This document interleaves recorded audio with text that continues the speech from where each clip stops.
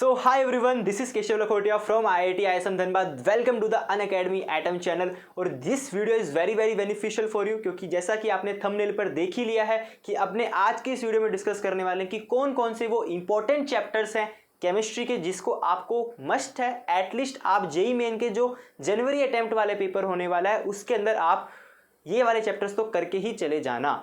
तो इस वीडियो को अपने बहुत ही शॉर्ट रूप में कंप्लीट करेंगे। जो भी अपने इंपॉर्टेंट डिस्कशंस हैं उसको अपने कोशिश करेंगे कि एकदम शॉर्ट टाइम के अंदर कवर कर सके ताकि आपका भी समय बचे, क्योंकि अभी बहुत ही कम समय बचा है जेई मेन की फर्स्ट अटेम्प्ट के अंदर और उसके अंदर आप लोगों को अपनी प्रिपरेशन का टाइम काफ़ी ज़्यादा हाई करना है। तो इसी के साथ जो जो बातें आपको बताने वाला हूँ मेरी कोशिश रहेगी उसको एकदम शॉर्ट टाइम में मैं कवर कर दूँ। सो बिना देरी करे आज के सेशन को स्टार्ट करते हैं।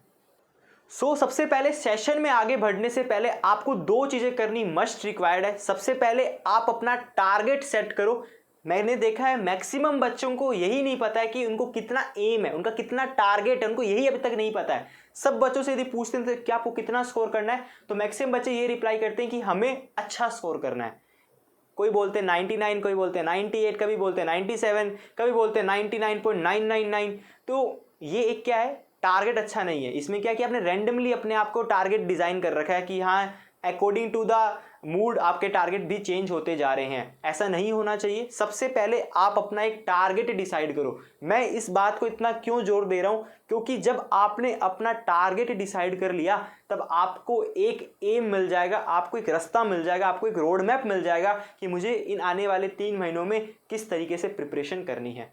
तो सबसे पहले आप अपना टारगेट डिसाइड करो। एंड ये वीडियो यदि कोई सही में सीरियस बच्चा देख रहा है तो एक बार मुझे प्लीज कमेंट आउट करना I will do it and जो आपका टारगेट है, ताकि ये कमेंट आपको ये याद दिलाए कि हाँ मेरा ये 3 महीने का ये टारगेट है और मुझे इसे अचीव करना है और उसके लिए मेरे को कैसे प्रिपरेशन प्लान करना है, कैसे मेरे को अपनी स्ट्रेटेजी बनानी है फिजिक्स केमिस्ट्री मैथ्स के लिए, कितना टाइम मेरे को फिजिक्स में देना है, केमिस्ट्री में देना है, मैथ्स में देना है, कितने टाइम प्रैक्टिस करनी है, कैसे रिविजन करना है और मेरे जो बैकलॉग्स हैं, जो मेरी पूरी 11th बर्बाद हुई है उसे मुझे कैसे सही करना है।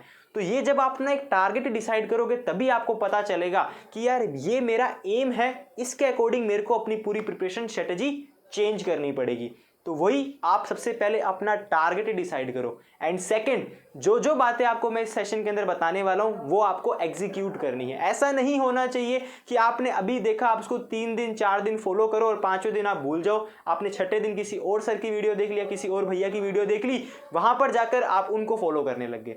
ऐसा नहीं होना चाहिए। आप अभी इन 3 महीनों के लिए किसी एक सर को अच्छे से पकड़ लो और उन्हें फॉलो करना स्टार्ट कर दो। जैसा जैसा वो कह रहे हैं वैसे वैसे आप उनको करो, क्योंकि जो अभी आपने 2 से 3 साल में जो प्रिपरेशन करी है, ये जो 3 महीने हैं ये बहुत ज़्यादा वैल्यू प्रोवाइड करते हैं आपकी जेई मेन की प्रिपरेशन के अंदर। यदि किसी के मार्क्स पहले अच्छे आ रहे थे और वो भी ओवर कॉन्फिडेंस में है तो वो भी पढ़ाई कम करेगा तो उसको डिफेक्ट मिलेगा, तो भी उसको इशू आएंगे पेपर के अंदर।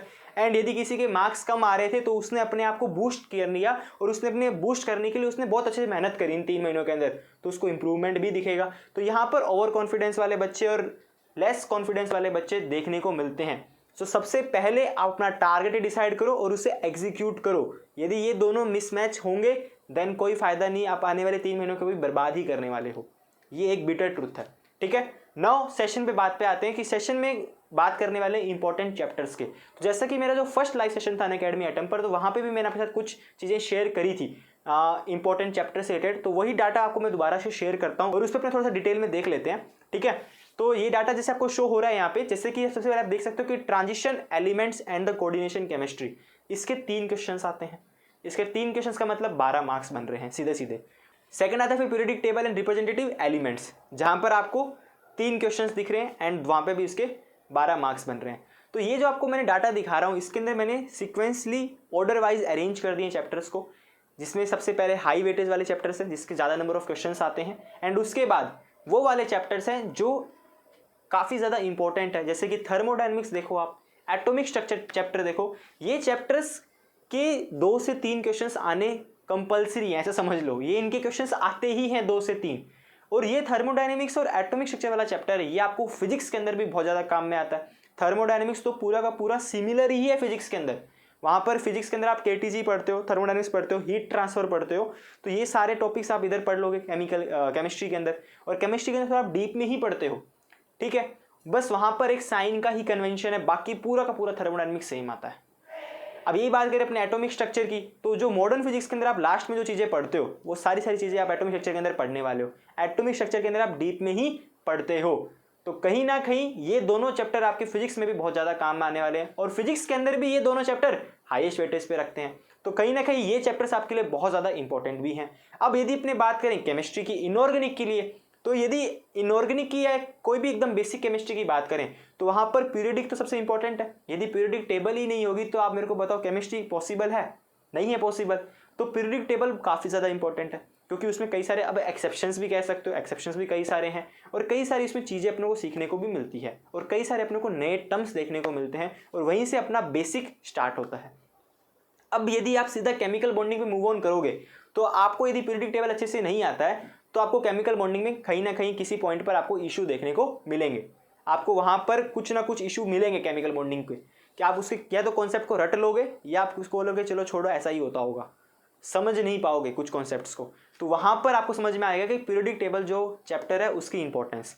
तो कहीं ना कहीं पीरियडिक टेबल आपको अच्छे से आनी चाहिए, क्योंकि वो आपको केमिकल बॉन्डिंग में हेल्प करती है, और केमिकल बॉन्डिंग के भी 2 से 3 क्वेश्चन आपको एग्जाम में देखने को मिल जाते हैं। और एक बात आप मान के चलो कि जितना टाइम मैं हर सेशन के अंदर बोलता ही हूँ ये बात, कि जितना टाइम आप फिजिक्स और मैथ्स पे लगाते हो उसका यदि आपने आधा टाइम भी केमिस्ट्री पर लगा दिया तो डेफिनेटली आप फिजिक्स और मैथ्स से डबल स्कोर कर लोगे इजीली। बट कहीं ना कहीं जितना टाइम आप लगा रहे हो केमिस्ट्री में उतना इफेक्टिवली होना चाहिए। केमिस्ट्री स्कोरिंग सब्जेक्ट है, सबको पता है। केमिस्ट्री के अंदर टाइम कम लगेगा, ज़्यादा लर्न कर सकते हो, सबको पता है। और पेपर के अंदर भी टाइम कम लगेगा सॉल्व के टाइम में भी, और एक्यूरेसी भी ज़्यादा है, क्योंकि ज़रूरी नहीं है फिजिक्स और मैथ्स के अंदर जो कॉन्सेप्ट आप सीख के जा रहे हो वो कॉन्सेप्ट के क्वेश्चंस आपके बन ही जाए एग्जाम्स के अंदर फिजिक्स और मैथ्स में। लेकिन केमिस्ट्री में ऐसा नहीं है, केमिस्ट्री में बन ही जाएंगे, डेफिनेटली बन जाएंगे, बस थोड़ी बहुत प्रैक्टिस की रिक्वायरमेंट है, और जो थ्योरेटिकल नॉलेज है वो आप में होनी चाहिए। अब यदि इनऑर्गेनिक केमिस्ट्री के अंदर आपने पीरियडिक टेबल को सही से नहीं किया तो आपको केमिकल बॉन्डिंग में दिक्कत आएगी, और आपने यदि पीरियडिक टेबल और केमिकल बॉन्डिंग को ही सही से नहीं किया तो आपको पूरी केमिस्ट्री में दिक्कत आने वाली है, आपको पूरी केमिस्ट्री में ही दिक्कत आने वाली है। अब यदि अपने फिजिकल केमिस्ट्री में देखें तो फिजिकल केमिस्ट्री में भी अपने बोलते हैं कि सबसे पहले मोल कॉन्सेप्ट करो, लेकिन मोल कॉन्सेप्ट में भी जो बेसिक स्टार्ट होते हैं वो कहीं ना कहीं पीरियडिक टेबल से ही आते हैं। तो पीरियडिक टेबल इन सब का बेसिक है, पूरी केमिस्ट्री का ही बेसिक पीरियडिक टेबल है। लेकिन पीरियडिक टेबल के अंदर भी कुछ पार्ट आता है क्वांटम का, जो एटॉमिक स्ट्रक्चर के अंदर पढ़ाते हैं, ठीक है। तो कहीं ना कहीं ये सारे चैप्टर आपस में को रिलेटेड करते हैं। तो इसीलिए यार मैंने सबसे पहले आप लोगों के लिए इसी चैनल पर periodic table and representative elements वाला ये जो चैप्टर है, इस चैप्टर को मैंने स्टार्ट कर दिया। डेली मैं आपको लाइव आकर वहाँ पे पढ़ाता हूँ, 4:30 बजे आता हूँ और एक रात को 9 बजे लाइव आके पढ़ाता हूँ, ठीक है। एकदम लाइव डिस्कस करते हैं। अभी तक अपने उस पर 3 से 4 लेक्चर्स ले चुके हैं जो आप लोगों के लिए ही हेल्पफुल है। यदि जो बच्चे अभी तक देख रहे हैं वो तो वेल एंड गुड है, जिन बच्चों ने अभी तक नहीं देखा है तो उन बच्चों के लिए वो प्लेलिस्ट का लिंक डिस्क्रिप्शन बॉक्स में ऐड कर दिया है। एंड साथ ही में आप अनअकैडमी एटम चैनल को सब्सक्राइब कर लो तो आपको वो प्लेलिस्ट भी वैसे भी दिख जाएगी। तो वहां पर मैं सेशंस डेली ले रहा हूँ 4:30 बजे इवनिंग में, एंड एक रात को 9 बजे का सेशन, जिसके अंदर अपने पीरियडिक टेबल को कंप्लीट कर रहे हैं। अब पीरियडिक टेबल कंप्लीट करने के बाद अपने केमिकल बॉन्डिंग पे जाएंगे। लेकिन चैप्टर्स में कर कैसे रहे हैं कंप्लीट, लाइव सेशंस में आके डिटेल के अंदर एकदम बेसिक से स्टार्ट कर रहे हैं और बहुत ही एडवांस लेवल के क्वेश्चंस भी बना रहे हैं। अभी मैंने रिसेंटली अभी लेक्चर नंबर 3 के अंदर एक एडवांस लेवल का क्वेश्चन करवाया है, जिसके अंदर यदि आपको टाइम मिले, यदि आप में सही में आपको फुर्सत मिले, एक टाइम मिले और आप सही में एक जेईई एस्पिरेंट और आप चाहते हो कि एक अलग सा क्वेश्चन करना, तो यार आपको बता देता हूं अभी लेक्चर नंबर 3 है जो पीरियडिक टेबल का, उसके अंदर आपको सेशन में आप देखना मिड ऑफ द सेशन के अंदर एक मैंने क्वेश्चन करवाया था जेईई एडवांस लेवल का। उसके अंदर मैंने आपको एक हाइपोथेटिकल केस बना दिया था कि एक ऐसा केस इमेजिन करो, और उस केस के अंदर क्या हुआ था कि मैंने पूरी की पूरी पीरियडिक टेबल को ही चेंज कर दिया। जनरली जेईई एडवांस में ऐसा करते हैं। जैसे मेरे को याद है कि थर्मोडायनेमिक्स के टाइम में भी ऐसा हुआ था कि थर्मोडायनेमिक्स में उन्होंने एक ऐसा केस बना दिया, उसने एक इमेजिनरी सिचुएशन क्रिएट कर दी।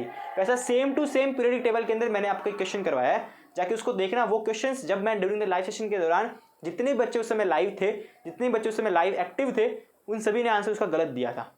फिर एक 15-20 मिनट बाद किसी एक बच्चे ने उसका सही आंसर दिया था, ठीक है। तो वो क्वेश्चन काफ़ी अच्छा था, यदि समय मिले तो उस क्वेश्चन को जाकर जरूर देखना, ठीक है। और ऐसे क्वेश्चंस मैं करवाने वाला हूँ बेसिक से एकदम एडवांस तक, लेकिन स्टार्ट करेंगे बेसिक से ताकि आपके हर एक छोटी से छोटी चीज़ कवर हो जाए, कोई भी चीज़ छूट ना जाए, और इस तरीके से करेंगे ताकि आपको बाद में रिवीजन में इशू ना आए। तो ये जो इंपॉर्टेंट चैप्टर्स है, इन सभी चैप्टर्स को मैं धीरे धीरे कवर करने वाला हूँ यहीं पे लाइव सेशंस ले लेकर अनअकैडमी के एटम चैनल पर, तो जो आपके लाइव में आके सब कुछ क्लियर करेंगे सारे डाउट्स। ठीक है, अब इन सेशंस में ये जो चैप्टर्स कैसे और हेल्पफुल रहने वाले हैं आप लोगों के लिए, एक तो ये चैप्टर्स बेसिक डिटेल्स में आपके पास आने वाले हैं, सेकेंडली इन चैप्टर्स के अंदर मैं क्वेश्चंस की जो प्रैक्टिस कर रहा हूँ वो तो अलग ही है। उसके बाद जैसे ही चैप्टर फिनिश होगा तो एक अपने PYQ सेशन लेंगे, 1-2 डिपेंड करता है कि कितने PYQs उस चैप्टर से पूछे गए हैं। ठीक है, तो 1, 2, 3 जितने PYQ सेशन होते हैं उतने PYQ सेशन लेंगे। उसके बाद अपने एक मॉक टेस्ट करवाएंगे चैप्टर वाइज, उसके अंदर एकदम लाइव मॉक टेस्ट होगा जिसके अंदर आपको इसे फीलिंग आएगा कि हाँ भाई एग्जाम के अंदर बैठे हैं, चैप्टर वाइज मॉक टेस्ट हो रहा है, जो एकदम ग्रैंड फीलिंग देगा आपको। और आपको वहाँ पर आपकी जो अभी तक आपने सीखा, जो आपको नॉलेज आपने गेन करी ड्यूरिंग द लाइव सेशंस के दौरान, तो आपको वहाँ पे उसको अप्लाई करने का मौका मिलेगा। और जब जैसे आपके मार्क्स अच्छे अच्छे आ रहे होंगे तो आप में एक ऑटोमेटिक कॉन्फिडेंस इंक्रीज होगा, क्योंकि ये 3 महीने आप स्टूडेंट्स को भी अपने अंदर एक कॉन्फिडेंस लेवल मेंटेन करके रखना है। क्योंकि इस स्टेज में क्या होता है कि काफ़ी बच्चों की यदि प्रिपरेशन नहीं हो रही है तो उनका कॉन्फिडेंस लेवल यहाँ से एकदम डायरेक्ट यहाँ पर आ जाता है। तो वो कॉन्फिडेंस लेवल अपने को एक मेंटेन करके चलना है, ना आपका यहाँ से यहाँ ज़्यादा हाई होना चाहिए, ओवर कॉन्फिडेंस पे नहीं आना है, ना आपका कॉन्फिडेंस लेवल गिरना चाहिए। ठीक है, तो ये बात आपको ध्यान में रखनी है। इसीलिए मैं बोल रहा हूँ कि प्रिपरेशन कंटिन्यू करते रहो, एकदम साइमल्टेनियसली मैनर के अंदर करते जाओ, लगातार करते जाओ प्रिपरेशन को। अभी 3 महीने कुछ मत सोचो रिजल्ट्स कैसे आएंगे क्या होंगे, तरीके से प्रिपरेशन करो। ये इंपॉर्टेंट चैप्टर्स आपको मैं बता रहा हूँ, आपको मैंने वेटेज वाइज सब चैप्टर्स बता दिए हैं। वैसे लाइव सेशन के दौरान भी मैंने सब चैप्टर्स बताए थे आपको। और जैसे अब सर इन चैप्टर्स को हम करें कैसे, तो करने के लिए आपको मैंने फिर से बता दिया कि मैं लाइव सेशंस ले रहा हूँ, वहाँ पे PYQs भी करवाने वाला हूँ, मॉक टेस्ट भी करवाने वाला हूँ, प्रैक्टिस भी करवा रहा हूँ, बेसिक से एकदम पढ़ा रहा हूँ। यदि आपने, क्योंकि मुझे पता है 11th मैक्सिमम बच्चों की बर्बाद है, तो इसी के चक्कर में मैं एकदम बेसिक से पढ़ा रहा हूँ, एकदम बेसिक से, कि ताकि आपको ये फीलिंग ना आए कि सर ने ये टॉपिक उड़ा दिया।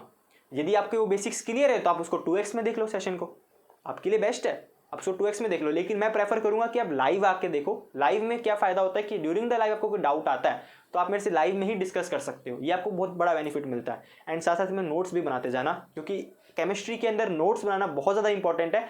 और आपको ये जब जैसे रिविजन्स का टाइम आएगा, मतलब जब ये 2 से 3 महीने निकलेंगे, जब वो लास्ट के 20-25 दिन होंगे जनवरी वाले, तो वहाँ पर इतना सारा सिलेबस कवर करना होगा, तो वहाँ पर ये शॉर्ट नोट्स ही काम में आएंगे।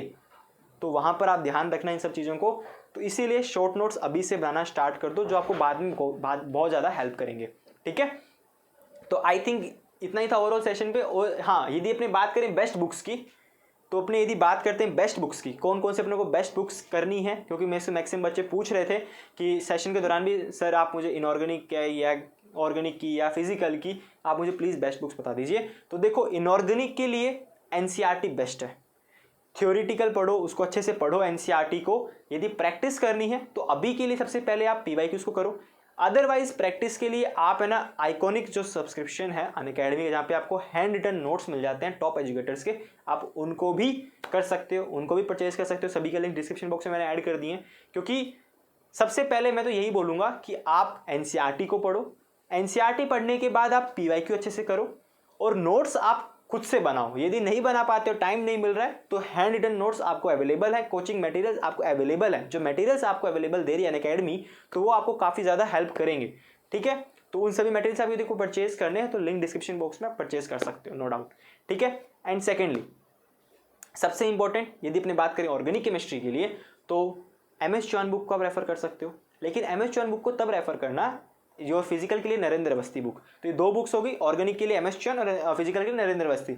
इन दोनों बुक्स पर आप जब जाना तब आपने अपने तरीके से पूरी प्रिपरेशन कर ली है, एंड उसके बाद आपने PYQ भी अच्छे से प्रैक्टिस कर लिया है, एंड उसके बाद आपके पास टाइम बचता है और आपको और क्वेश्चंस करने हैं न्यू टाइप के, देन आप इन बुक्स पे जा सकते हो। और उससे पहले इन बुक्स पे जाने से अच्छा आप अनअकैडमी के जो मटेरियल्स हैं उनको भी फॉलो कर सकते हो। वहाँ पे भी आपको बहुत सारे मल्टीपल टाइप्स के क्वेश्चंस मिल जाएंगे और बहुत अच्छे अच्छे लेवल के क्वेश्चंस मिल जाएंगे। एंड साथ ही में सेशंस के अंदर मैं तो करवाने ही वाला हूँ, वो तो एक अलग ही रहने वाले हैं। तो ये सब आप प्रोवाइड आपको मिल रही है अनअकैडमी के थ्रू, तो आप इसको भी परचेज कर सकते हो। एंड आइकॉनिक सब्सक्रिप्शन के अंदर मिल जाते हैं, तो आप उसको परचेज कर सकते हो, लिंक डिस्क्रिप्शन बॉक्स में ऐड कर दिए। ठीक है, एंड सबसे इंपॉर्टेंट जो बुक्स थी, इनऑर्गेनिक के लिए NCERT, ऑर्गेनिक के लिए MS चौहान एंड फिजिकल के लिए नरेंद्र अवस्थी। तो ये 3 बुक्स है, इन 3 बुक्स को आप फॉलो कर सकते हो। लेकिन इन तीनों बुक्स पर NCERT को तो पढ़ना ही है। ठीक है, ये बाकी की जो दोनों बुक्स है इनको तब आना है जब आपने अच्छे से अपने मटेरियल्स अच्छे से पढ़ लिए हैं, आपने लेक्चर्स अच्छे से कर लिए हैं, आपने PYQ अच्छे से कर लिया है, आपके पास भी टाइम बचता है और प्रैक्टिस करने का, देन आप इन बुक्स पर आना। ठीक है, तो I think this is all about this video and आपको ये वीडियो काफ़ी ज़्यादा हेल्पफुल रही होगी। मैंने पूरी कोशिश करी है आपको शॉर्ट में हर एक चीज़ बताने की, एंड वीडियो आपको कैसी लगी तो मुझे प्लीज़ कमेंट करके बताना। एंड नेक्स्ट वीडियो किस टॉपिक पे चाहते हो तो वो भी आप मुझे प्लीज़ कमेंट आउट करके बता सकते हो। एंड इसी के साथ मिलते हैं गाइज नेक्स्ट सेशन के अंदर जो अपना आज लाइव रहने वाला है। तो मिलते हैं गाइज नेक्स्ट सेशन में। Thank you for watching this video, bye bye.